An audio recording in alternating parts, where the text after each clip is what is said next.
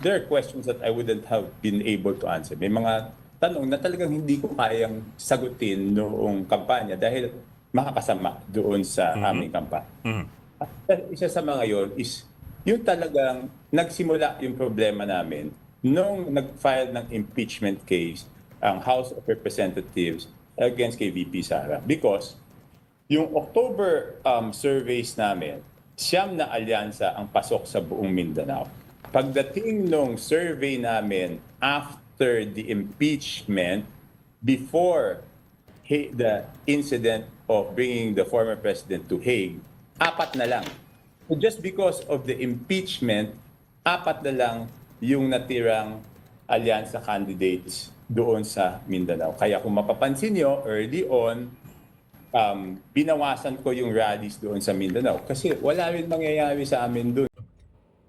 Nagsisisihan ngayon ang Malacanang, ang administrasyon, ang mga congressman at ang alyansa dahil sa inaabot nitong mga pambato ng alyansa na nangulilat sa bilangan sa pagkasenador nitong katatapos lamang na 2025 eleksyon.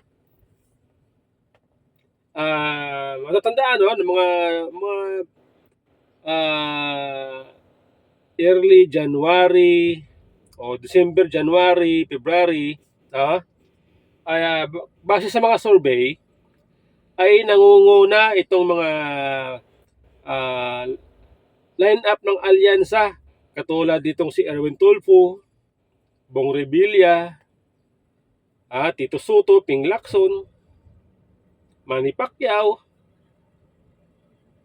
Okay? Itong si Camille Villar nung siya po ay nasa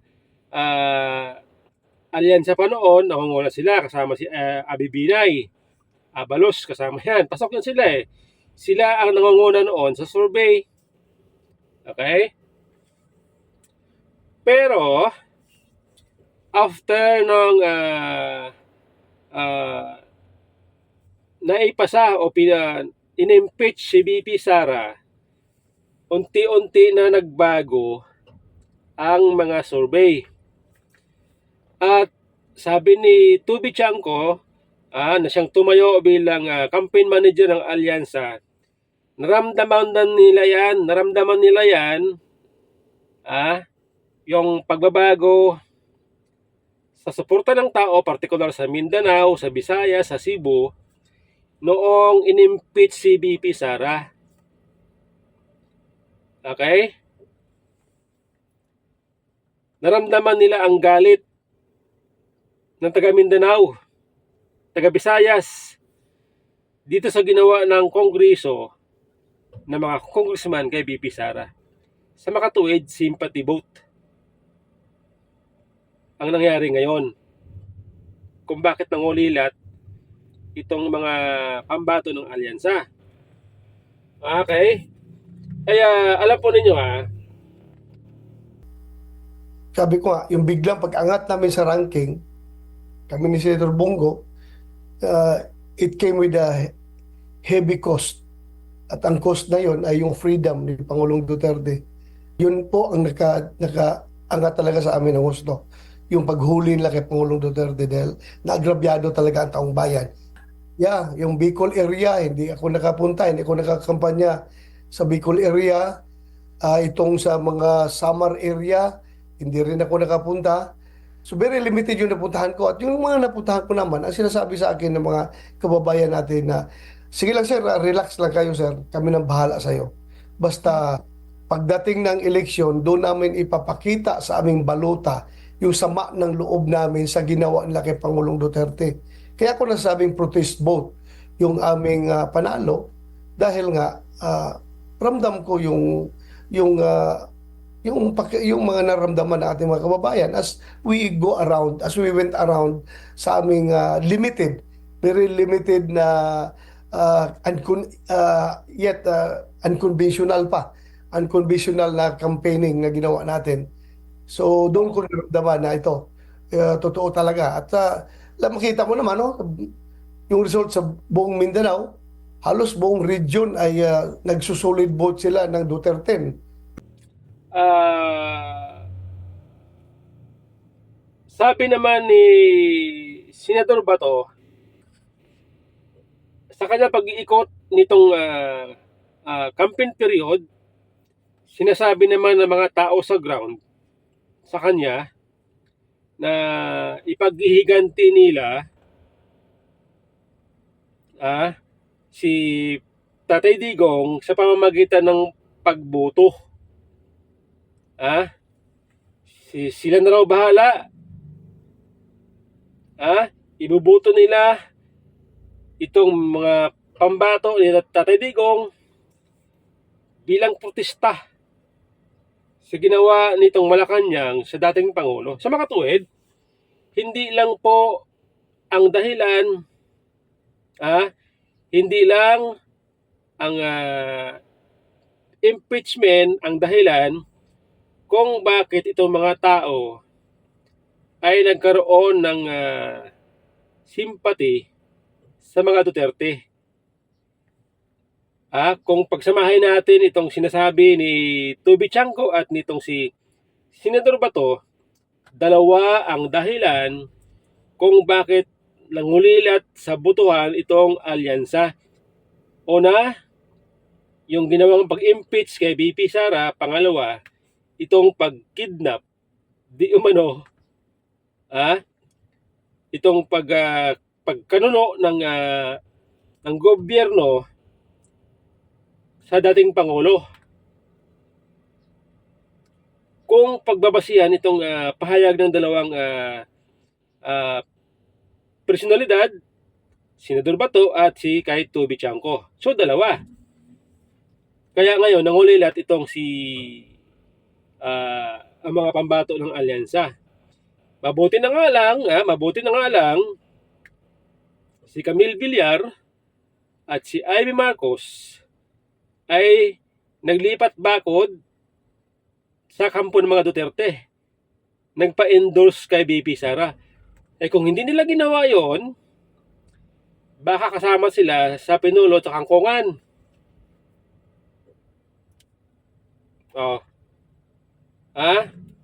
Kasi nung after ng pangyayari sa impeachment kay Tatay Digong, nakita natin na itong si Amy Marcos at si Camille Villar sa mga lubas na survey, latest survey, hindi na sila kasama. Okay? Kaya ngayon, nung inadapt sila ng PDP, nung sila inendorso ni BP Sara, unti-unti lumalakas si Amy Marcos at si Camille Villar. At ngayon, pasok po sila sa Magic 12. Okay? So ngayon, ito, ano ang impact nito sa impeachment ni BP Sara? Ito mga binulgar ni Toby Chanco at ni Senador Bato.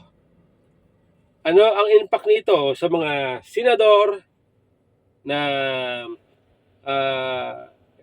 re-electionist sa parating na 2028? Sa akin palagay, ito po ay malaking impact sa kanila.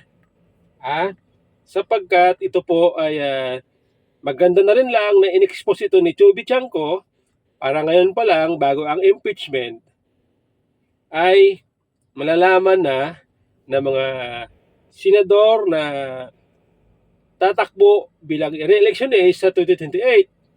Magiging basihan nila ngayon yan. Okay? Magiging basihan nila ngayon yan kung saan sila papanig. Sila ba ay papabor na i-convict si BP Sara o i-acquit? Sa akin, sa akin palagay ito opinion ko lang ito. Kasi alam po ninyo ang impeachment ay alam natin na yan po ay political process. Yan po ay numbers, pag marami kang kakampi sa Senado, pwede kang ma-acquit. Ay sa pagkakataon na to, ating pinupulsuhan na base sa ating mga nakikita, ay feeling ko ay papabor kay VP Sara ang pagpapasya ng mga senador. Okay? Kaya sa ating palagay ay salamat na rin kay Toby Chanco na ngayon pa lang in-expose na niya itong mga sinasabi niyang dahilan kung bakit nangulilat ang pambato ng alyansa. Salamat kay Toby Chanco. Bagamat sa mga sinasabi niya ay sinisisi niya itong ginawa ng mga congressman ni Speaker, pero nililigtas naman niya si Bongbong Marcos, si Presidente Marcos sa mga issue. Nililigtas niya, pinagtatanggol niya. Bakit? Bakit? Sa akin palagay, siguro gusto niyang protektahan ang Pangulo na baka sakali makabawi ang Pangulo sa kanyang trust and approval ratings. Dahil bagsak po ang kanyang trust and approval ratings nito nagdaan. Sinasabi ni Toby Chanco, hindi, sabi niya, ang Pangulo ay ayaw niyan, ayaw ng impeachment, ayaw yung nangyari sa BICAM report, ayaw niyan. Sa makatuwid, ibig sabihin, ang may kakagawa niyan, mga congressman. Alam po ninyo tayo naman po ay matagal na nakasubaybay sa politika. Yung mga ganong usapin ay hindi mangyayari kung hindi papayagan ng presidente. Ngayon, kung sasabihin natin totoo, sabihin natin totoo ito sinasabi ni Toby Chanco na walang control.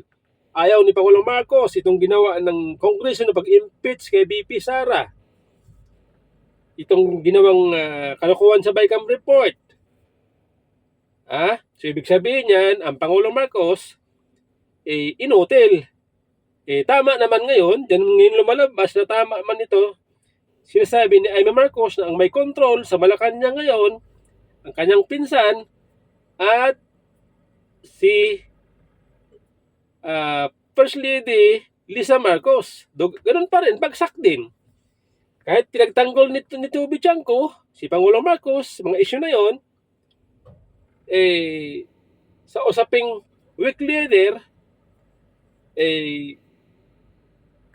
nasasabi natin na totoo nga, weak leader.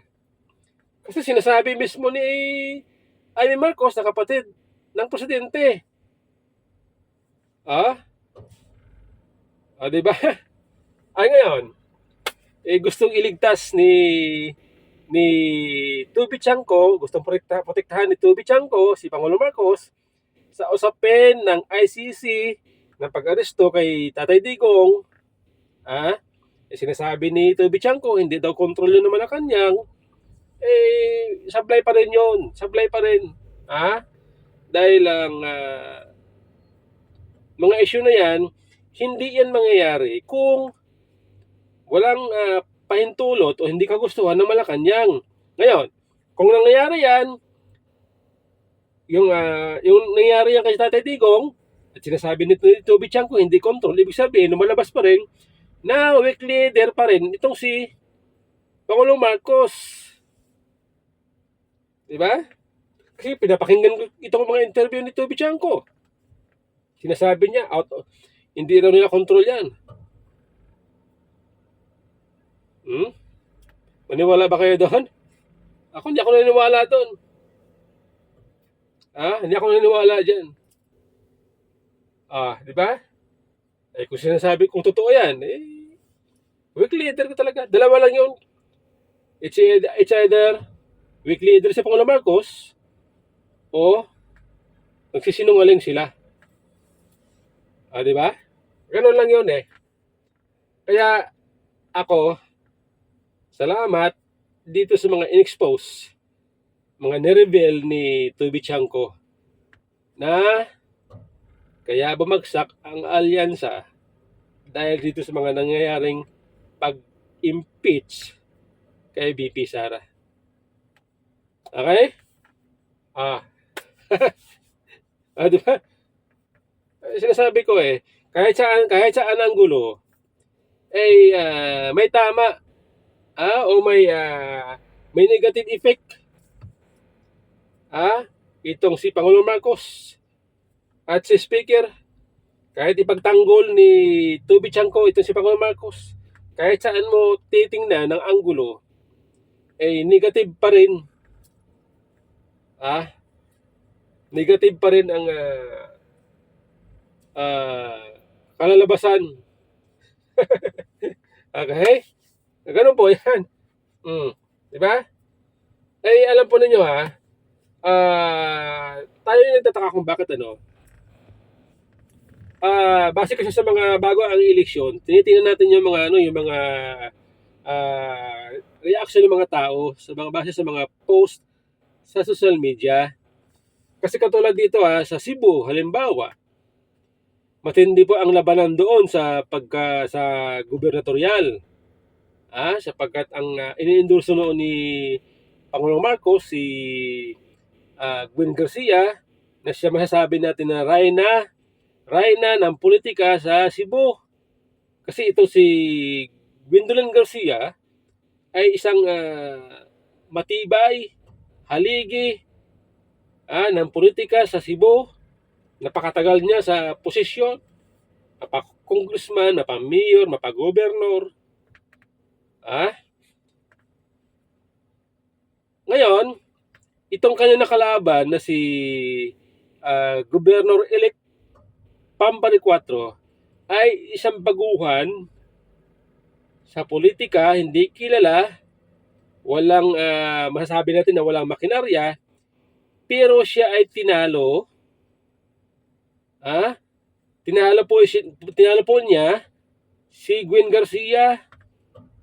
Okay. Ngayon, bago ang eleksyon, mainit na ang labanan sa Cebu. Tinitingnan natin yung mga reaction ng mga Cebuanos base dun sa mga nangyayari, mga post, social media post ng mga taga Cebu, mga residente. Tinitingnan natin ang reaksyon ng tao base sa mga emoji. Okay? Kapag Gwen Garcia ang pinag-uusapan, ang emoji, it's either natatawa o galit. Mas marami ang reaction kapag Gwen Garcia, either natatawa o galit. Pero, kapag Pambari 4, ang reaction ng tao, thumbs up o thumbs up. Tapos, yung heart. Mas marami, karamihan yan kapag Pambari 4, naka-heart o kaya naka-thumbs up. Ibig sabihin, tanggap nila, pabor sila kay Pambari 4. So, pinapulsahan natin yan. Kaya sabi ko noon, una pa lang, nakikita ko na tatalunin ni Pambari 4 si Gwendolyn Garcia base sa mga reaksyon ng mga tao sa social media. Doon pa lang nakita ko na matatalo si Gwen Garcia. Ngayon, sa mga comment, sabi, base sa mga comment ng mga tao, mga Cebuanos, ayaw nila kay Gwen Garcia kasi daw traidor, balingbing sa mga Duterte. So, ganun po ako ng mga nababasa ko sa comment So, doon pa lang nakita ko na itong Cebu ay mananalo dito ang alyansa. Ang Duterte 10. Base sa reaksyon ng mga tao sa mga Cebuanos. Tama nga. After ng eleksyon, nakita natin na tama nga na nilampaso ng Duterte 10 ang alyansa sa Cebu. Tama tayo. Tumama tayo dun sa ating pag-aanalisa. Okay?